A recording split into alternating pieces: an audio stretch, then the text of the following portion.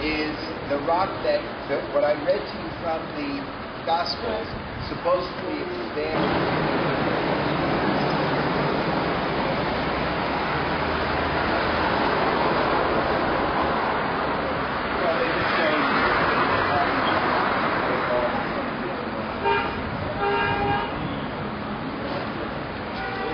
And it's a Franciscan Catholic church.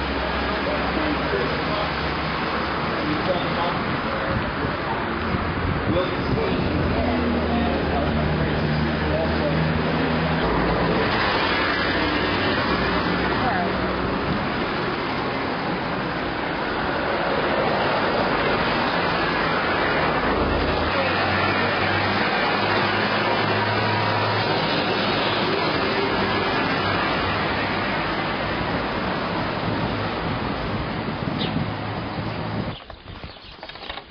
I don't know what that's all about at all. Yeah, right. That's the local. That I would blame probably our gangs.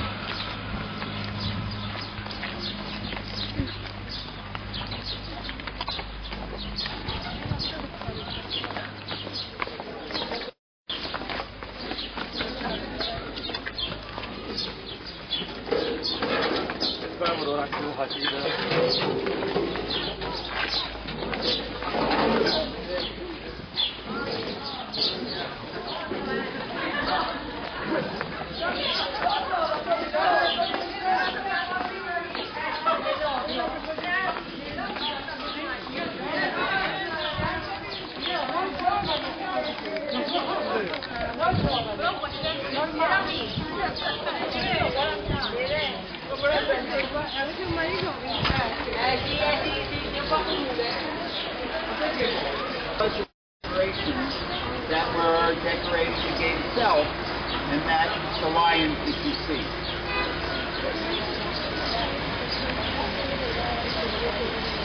What do you mean, yes, in 1967, no, War of Independence, there was no campaign. In 1967, however, this was from where the Israelis had come into the city. They lodged a tank right at the gate itself, and then they crawled under it, and then raised after the combat within the old city.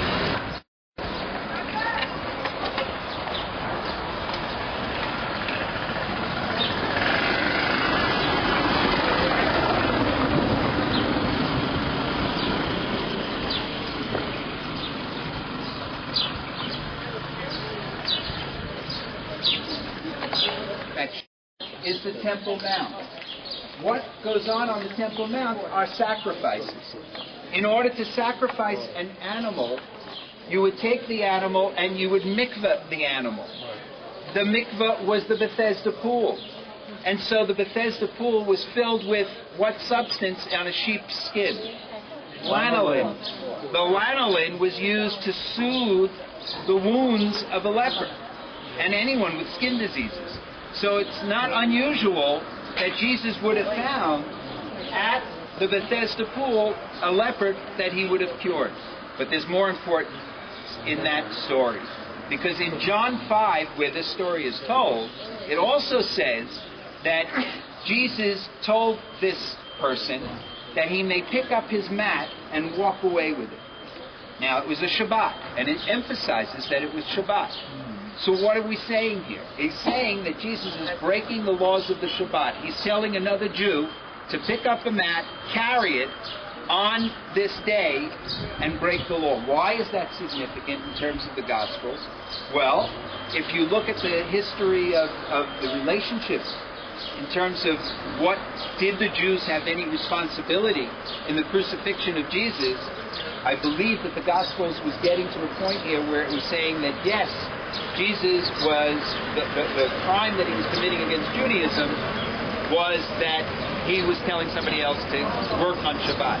However, if that were true, and if what the Gospels were trying to do is to make a connection of the Jews' guilt in Jesus' crucifixion, then what they are forgetting is that a Jewish execution for somebody who is telling somebody to break the Shabbat is stoning. It is not crucifixion. Jews did not practice crucifixion. Romans practiced crucifixion. This way. You'll be walking along the Via Dolorosa. What is it? Translated, Via Dolorosa means the way of sorrow. According to tradition, Jesus was known in the Gospels as the Praetorian. You saw the model when we were in the tunnels. The Antonia fortress had those 4 towers right next to the Temple Mount. That's right across the street from where we are, and according to tradition, this is the first station. And then it continues along the route that after Jesus is tried, he's now sentenced, he's flagellated, and he continues to walk along the route that will eventually take him to Golgotha for the crucifixion. This is the way of sorrow. There is nothing in the Gospels that indicates that there are 14 stations of the Via Dolorosa. This is a tradition. It's a tradition that comes out of paintings that existed in medieval Europe in churches depicting the 14 places or depicting the events that took place along that walk, where Jesus falls, where he's met by his mother, where his brow is white, where he falls again. When crusaders arriving in Jerusalem in the Middle Ages come to Jerusalem, they want to identify, well, where are these 14 stations that I saw pictures of in my churches? And so they arbitrarily choose where those stations should be. And they identify them. And in each of those stations, they're able to go with a spiritual leader, a priest, or even personally, and empathize or sympathize with the last walk of Jesus before crucifixion. But once again, I want to emphasize there were no 14 stations. There are certain incidents that take place along the 14 stations that reminds us of Jesus' last walk, and that was in the Gospel. But there are places that it doesn't say anything.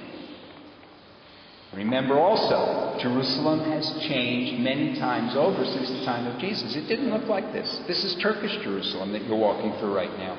That was the last time these streets were designed. So you didn't have the same streets. However, the assumption being that the Church of the Holy Sepulchre, where we're going to arrive at, was the place where Jesus was crucified, and this was where the beginning was, which makes sense because we have found foundations of the Antonia fortress here. Of course, there are some archaeologists who say, yeah, but if Jesus was tried, maybe he wasn't tried in the Antonia fortress. Maybe he would have been tried where Pontius Pilate would have taken residence, and that wouldn't have been where the garrisons of the Romans are in the Antonia fortress. It would have been in Herod's old palace up by the Jaffa Gate. So if that would have been the case, then Jesus' walk to the Church of the Holy Sepulchre of today would have been a completely opposite route. But we're not going to take that assumption. We're going to take this assumption, because this is much more traditional. Because throughout all of the history, at least since medieval times, for the last 1,000 years, when pilgrims have come to Jerusalem, they more or less have walked the same route that we're taking right now. That said, station number 1 is across the street, the Antonia Fortress, the Praetorium. Today it's a boys' school, an Arab boys' school. Station number 2 is where you are right now. There are 2 churches here, both of them designed by Barlucci, our friend from the Garden of Gethsemane. The Church of the Condemnation and the Church of the Flagellation. This is the Church of the Condemnation. What's taking place here is that Jesus is condemned. He's screamed at. He's accused. And at the church across the way here, in the courtyard, the Flagellation Church, is where he's flagellated, where he's whipped. He's placed a crown of thorns is placed on his head to mock him, it says in the Gospels, because he's king of the Jews after all. King of the Jews needs his crown. And here are the Romans making fun of this Jewish tradition that the Messiah will come. The Jews are constantly saying, wait till the Messiah comes, you're going to have your day. So this is your Messiah, they say. They beat him, they condemn him, they put a crown of thorns on him. And interestingly, right over here, on the pavement floor, this is known as the pavement, or the lithostratos. And what you see here are games that are clearly identified as games that would have been played by Romans during their occupation. So whether this is the same place that they were pitching marbles or little stones and gambling while Jesus is being tortured, and that is what is recalled in the Gospels, or whether these were just games that might have been here just for playing and had nothing to do with Jesus' particular epic. Related to this is because it does talk about in the Gospels how they tossed dice to see who would get the robe. They gambled to see who would get the robe of Jesus. And my assumption is that that's part of the... we're now at the 3rd station. It's an Armenian Catholic church. And at this site, according to tradition, Jesus fell for the first time. Now remember, what's happened here is that Jesus has been flagellated, he's been condemned. He's sent on his journey to Golgotha with a crossbeam. Now very often we see these images in movies and in pictures of Jesus carrying the cross. That would probably be inaccurate. What would have happened is that on the outskirts of the city walls, there would have been olive trees that would have been trimmed so that the limbs would have been cut off of them. And those who were being sentenced by Romans to crucifixion would have been carrying a crossbeam that would have been nailed to those olive trees. And that's what would have been what Jesus would have been carrying through the streets. A street that would have been very similar to this, with many stores and with business going on as usual. I would even go as far to say that there probably was a sense of acceptance on the part of the Jewish community to what was going on around them, maybe insensitivity, because hundreds of Jews had been sentenced to crucifixion over the years of Roman occupation here. And it wasn't unusual to see them parading through the streets by the Romans, because it was delivering a very clear message to the Jewish community. What was the message? As far as the Romans were concerned, if you committed a murder, your head was chopped off. If you committed a theft, your hands would be chopped off. The only way that you would ever be crucified is if you committed a crime against the Romans. In other words, if you were a revolutionary, if you were a rebel. Rebels got crucified. So the message that is being clearly sent to the residents of Jerusalem is you don't mess, you don't rebel, you be good boys and girls, And this won't happen to you. But if you raise your voice against Rome, if you raise your voice against Caesar, then you're going to be crucified in the most disgusting way that anybody could ever die. Yes? What? Well, it does, but it's inaccurate. The fact that two thieves would have been crucified on either side of Jesus is inaccurate. It just doesn't fit history. The Romans did not crucify people who were thieves. They crucified people who were rebellious. Now, they may have chosen randomly who they decided was going to be rebellious, and without even a flick of the wrist, Pontius Pilate, who was already one of the most, well-known murderers of times, ruthless, he was removed from office for his cruelty. The Romans removed him from his own position here as governor because he was so cruel. And believe me, the Romans were definitely cruel people, so if they had to have been removed, he must have been doubly cruel. So here's Jesus then walking through the streets, probably with others condemned at the same time, because Pontius Pilate came up to Jerusalem to make these trials, and then he went back to Caesarea, where his palace was. So he wasn't going to keep coming up here every day of the week. He came once. There were a number of people in front of him. He tried them. He found them all guilty. He sent them off to their crucifixion. Done. Roman justice. And Jesus is coming with his crossbeam that he's trying to carry on a body that's been flagellated, and it must have been very painful.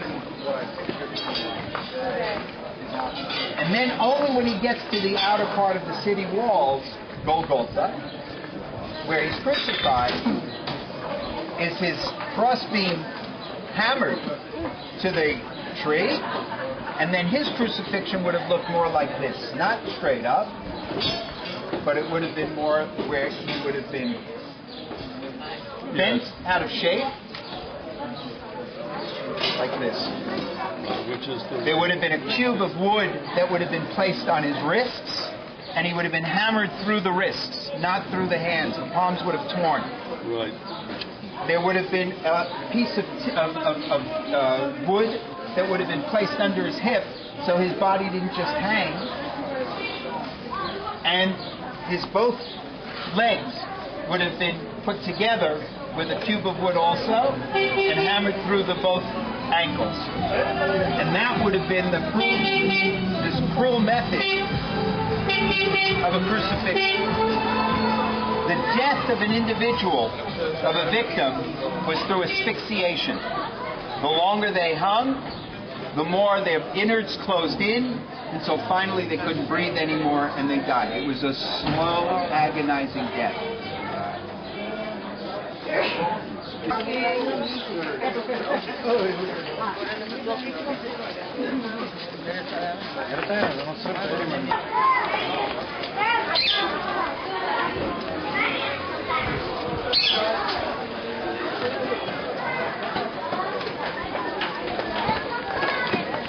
Station of the Via Dolorosa. At this place, according to the tradition, Simon of Cyrene takes the cross and carries it for Jesus all the rest of the way. He has pity for him. The Romans assign him the task, and he carries it the rest of the way up to Golgotha. There are traditions here of Jesus having stopped by this place and leaned against the wall and left his handprint. And tradition has it, you'll see Christian pilgrimages coming here and kissing this spot. Just to let you know, this building was built recently. The building underneath it was built in Ottoman times, but it doesn't go back to the times of Jesus. Nevertheless, tradition is a tradition, and I think it's very important for us to realize that a lot of what we do here was not created so that Christians would believe that this is the actual, and this is what he did, and this is where he went, and this is where he put his foot, but rather to empathize with this last walk. And any tool that could be used in bringing that to a reality for a Christian pilgrimage group is what makes it even stronger. And I think that we have to keep that in mind. Once again, the faith over the history is much more powerful. If you were a Christian pilgrimage group, I would be stopping at each one of these sites and not just telling you what took place here, but we'd make a little prayer. And we'd feel that empathy with Jesus. Okay.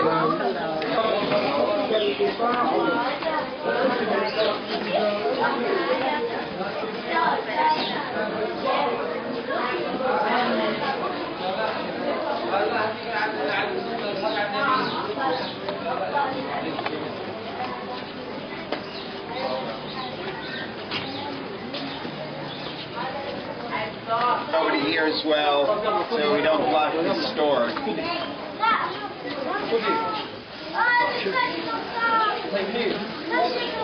Getting the feel for a 2,000-year-old Jerusalem as we walk along these streets? Very little has changed.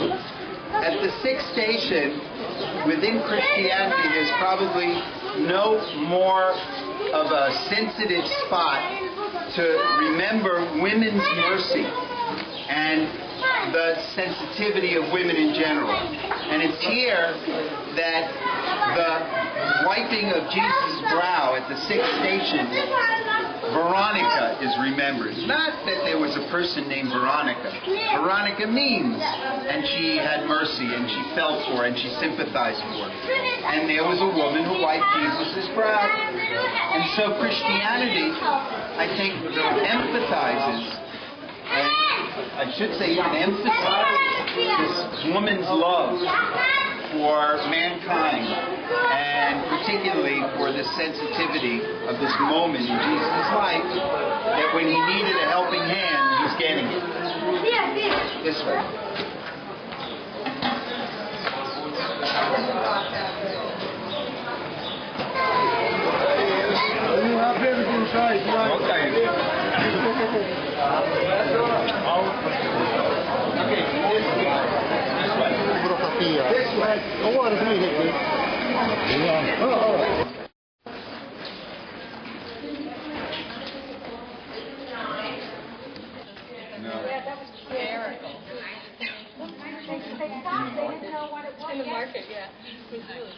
Standing on the rooftop of the Church of the Holy Sepulchre.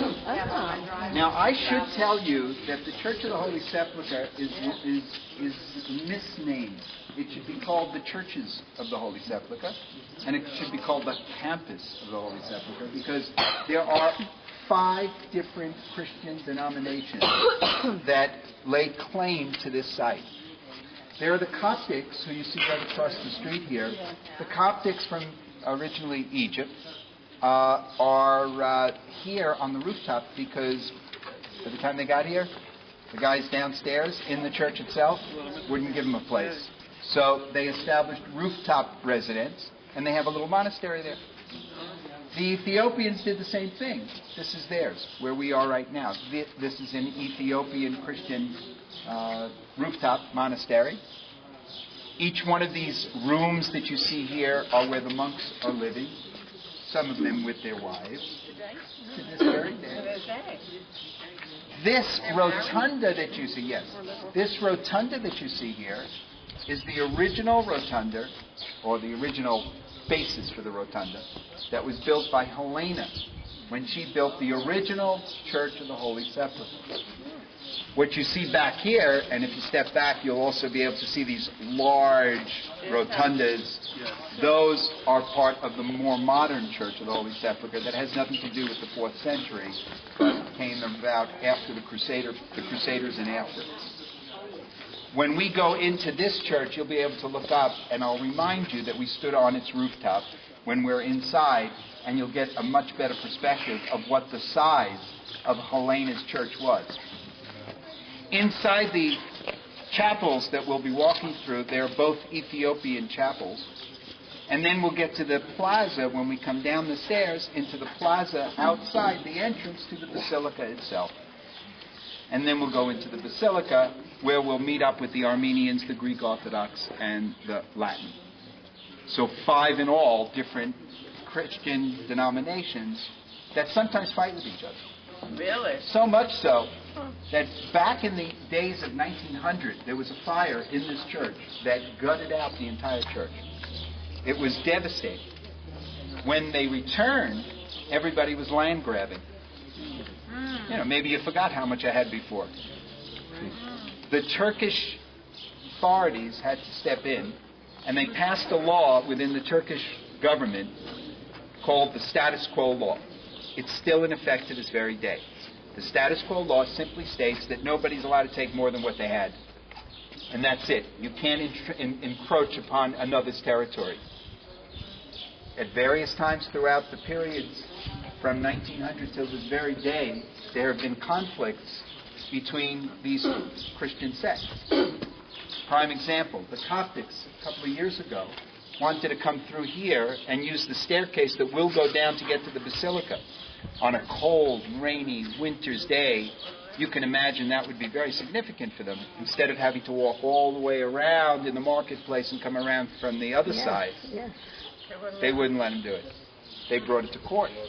The courts upheld the Ethiopians' right to allow them to allow them or not allow them to come through their staircase. They do not go through that staircase right now unless they're invited to, on a personal one-by-one basis.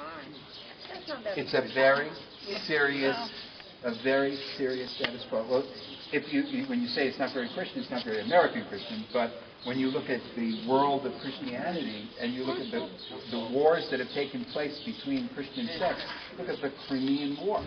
It started because the Armenians replaced the Star of Bethlehem over the altar at the Church of Nativity for the Greek Orthodox altar. Next thing you knew is there was a war that went on for how long? 100 years or so? So, yes, there are major battles that have taken place over over territory.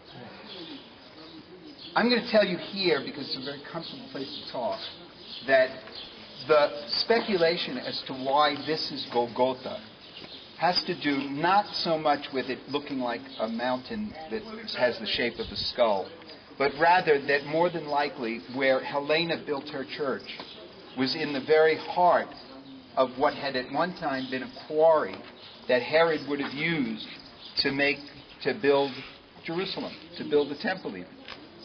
And where his quarriers drew stone from the mountains, and what was left were caves, artificial ones.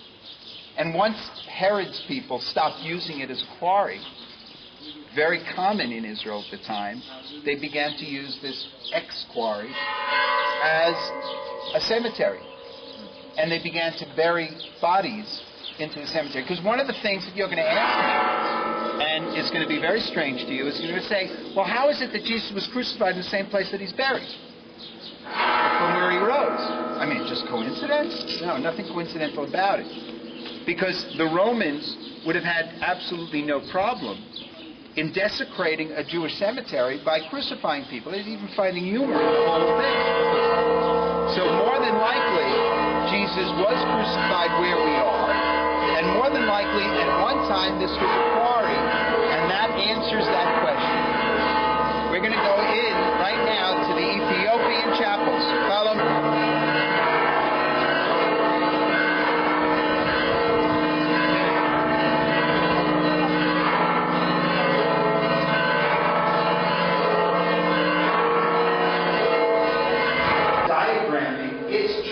Like the temple itself was during the days of the temple. Let me show you how. You're standing on the platform. Remember the model. You're standing on the platform. This is the inner courtyard. The courtyard, what was referred to as the courtyard of the women. In other words, women can come here because go any further. There is a gate that separates the courtyard of the Israelites, where sacrifices took place. And then the wooden paneling separates the holiest of holies, where only the high priest could go on Yom Kippur. There was an intentional diagramming of their churches to simulate what the temple looked like. Find that very, very fascinating. The pictures that you see on the wall are much more modern renditions, and it shows the connection that Ethiopians feel with Jerusalem, particularly during the times of Solomon, when Solomon marries the Queen of Sheba. Right?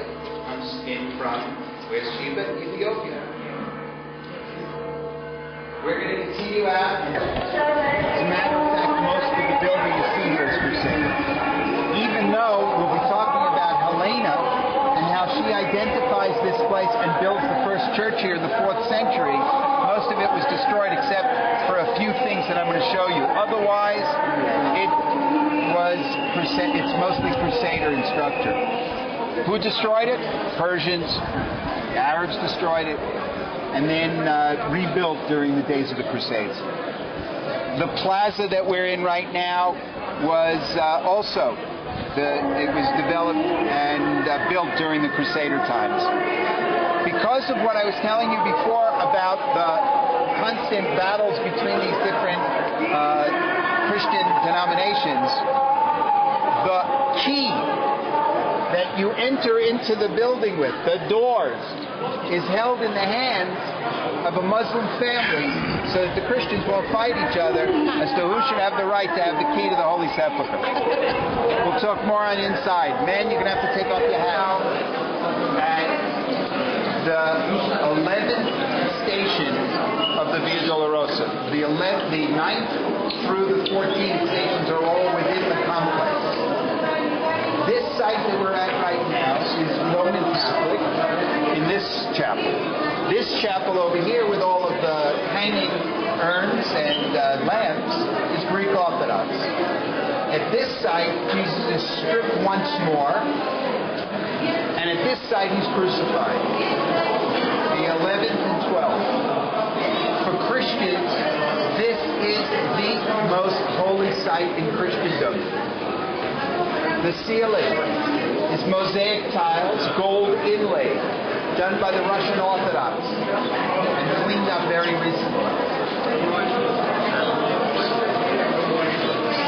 The whole is where Christians believe the cross stood. We're going to leave from here. From this side, there's another staircase that goes down. So as soon as you get a picture, come down and let's get down from here.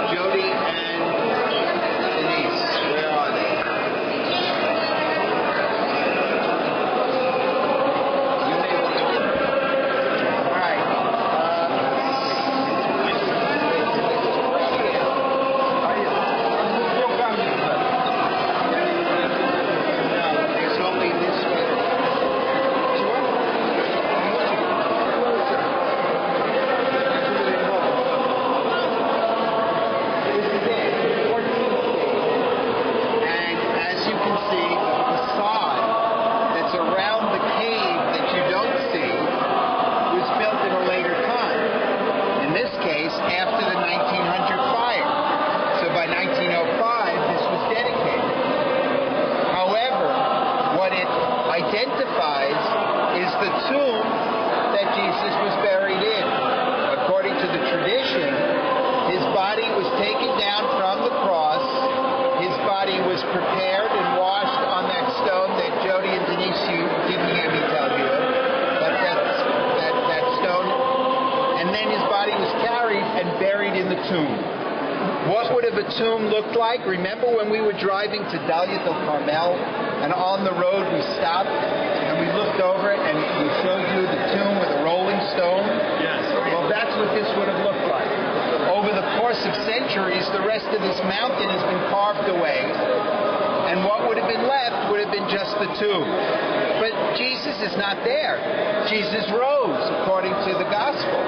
After 3 days, his body walked out of the tomb. The rolling stone was rolled away. Mary Magdalena was sitting outside, and he told her, "Tell my apostles I'm going to appear at the place and the time that I told them in the Galilee." And this begins the last part of the story of the resurrection of Jesus, who appears again in a mouse in the Galilee. And then back onto the Mount of Olives, he goes up to the top of the Mount of Olives and he ascends into heaven, promising a second return. And for Christians, they're waiting to this very day for that second return. All of the mountain around this tomb has been carved out. So you don't really get the sense of a quarry. You don't get the sense of a mountain even. You get the sense of a lot of chapels and a lot of different churches and what might seem disorganized. It's not, though. Just to illustrate what we were talking about before with regard to the arguments taking place between the Christian denominations, for years this dome was not exposed because of several problems that they were having in agreeing what it should look like. Finally, it became leaky, and after almost 50 years, they finally decided to fix it and allow it to appear. So they finally fixed it, and they removed the scaffolding, and finally this room brought in some light. But it's an amazing place. And obviously, with all these different tour groups coming in, and with all the different Christian denominations that come here, it's a very holy spot. Now, for those who don't accept the Greek Orthodox version of where the tomb's entrance is, and would like to accept the Coptic one, we're going to be walking around from this side, and you're going to see where the Coptics believe. What is this?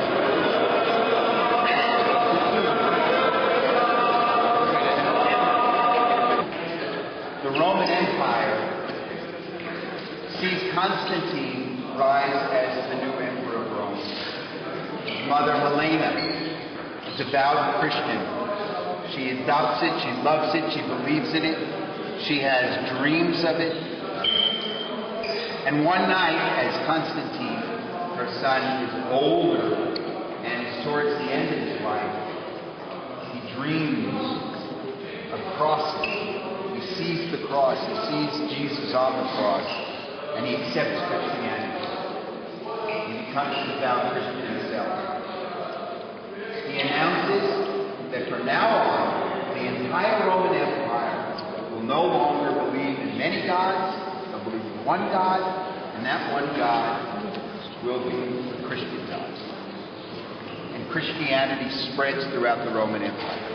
Helena considered herself somewhat of an amateur archaeologist. She comes to the Holy Land, and she goes from place to place, mostly by word of mouth, and identifies sites that Jesus did what, where, and how. She comes to Jerusalem, and this site was already marked with a Roman pagan temple, which was clear indication that this must be something to the Jews. And so she identifies this as Golgotha. And she builds her first church of the Holy Sepulchre to commemorate the site where Jesus was crucified and entombed and from where he rose. This is that church that you see right here, the original church of the Holy Sepulchre. These pillars go back to Byzantine time, and the dome is, of course, new. But there was an original dome that covered this. We were standing on the rooftop up here when we first came in at the Ethiopian monastery. The floor is more recent. After the fire, this floor was built. But otherwise, this is the oldest part of the church. Now I want to show you what I think is the most important part.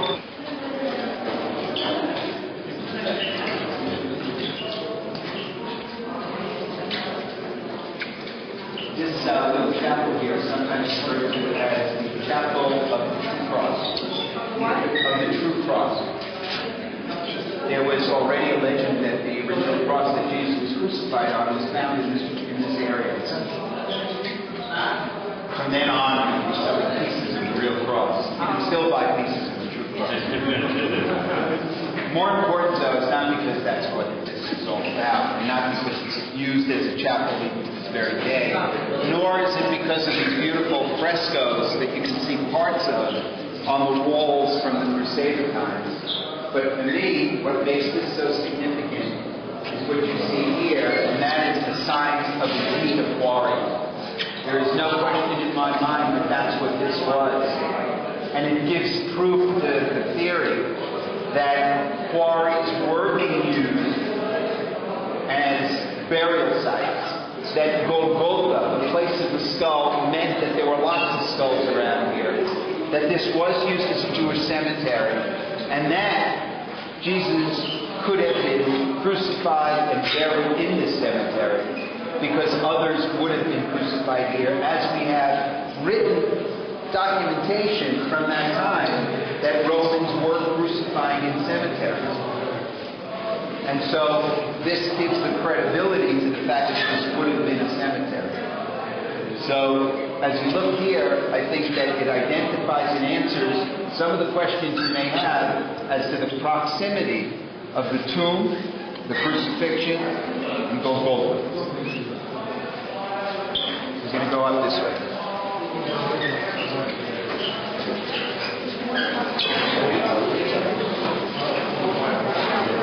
Inside the entrance that was identified as the tomb, which today you saw as being facaded with the facade that it had. But when they arrived here, they wanted to leave their mark.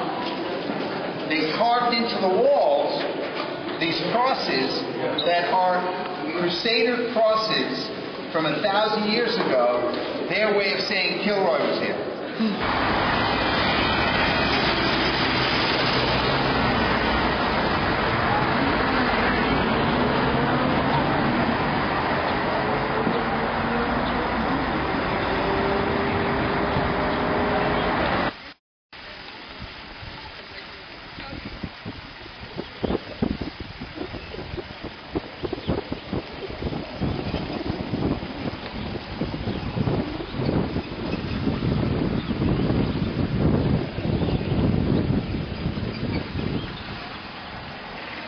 There they are.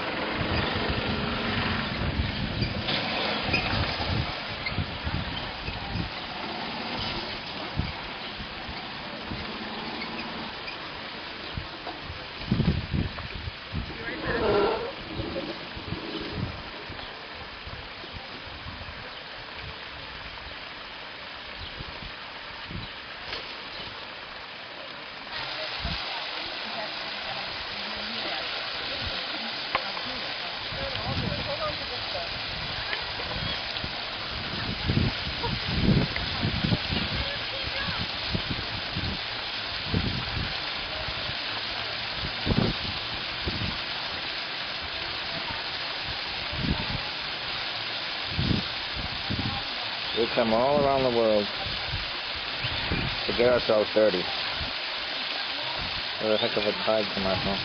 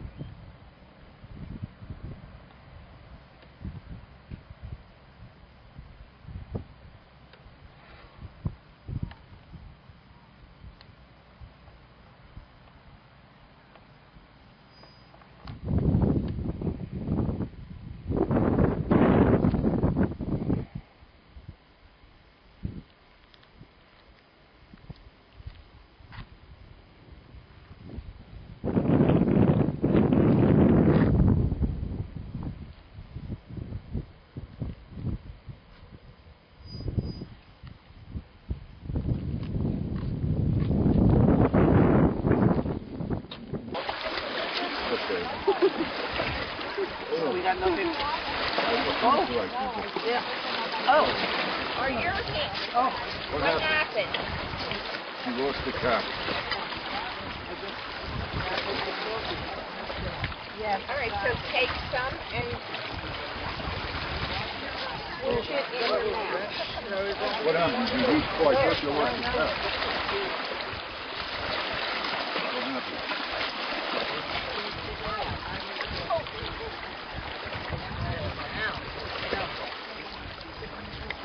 Somehow it got on me. I had it in my eye.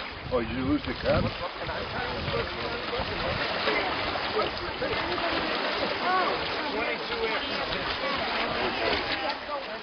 Oh, is there? Now you've got this pinnacle stuff. You got that?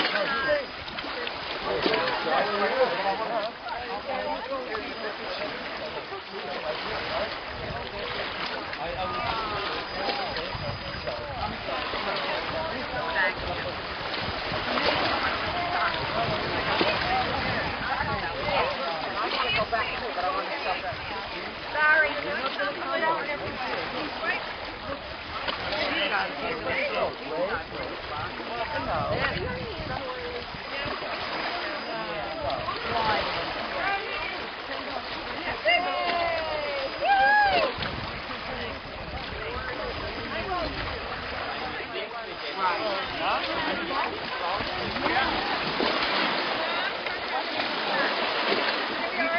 I was afraid to rock. I was afraid I'd lose my shoes.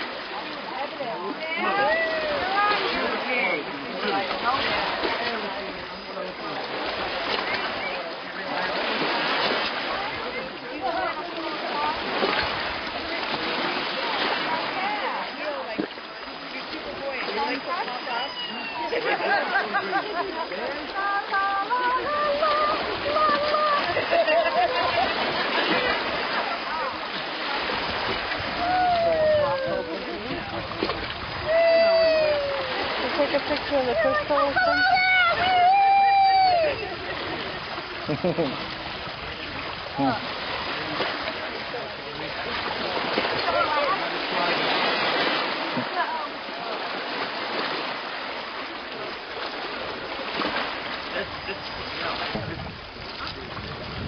Is that an Israeli?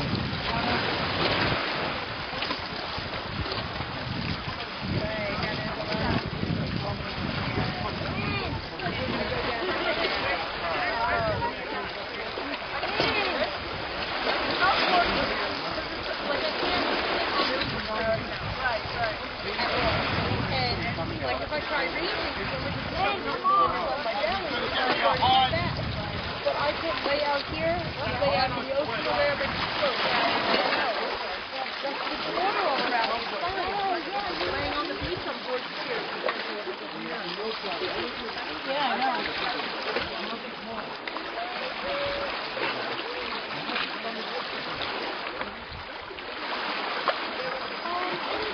Here, Dr. Matrani, I'll take one of these. What? I'll take one of these, Dr. Matrani. One of these? Yeah, big so salt rock.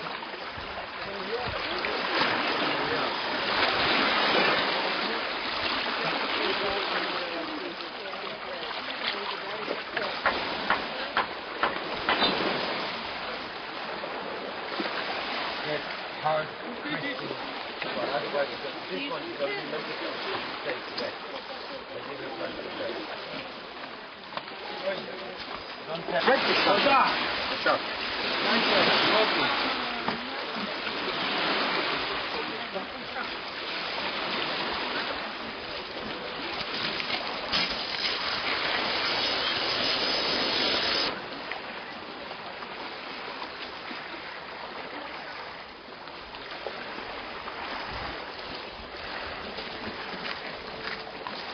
Did you go in or you?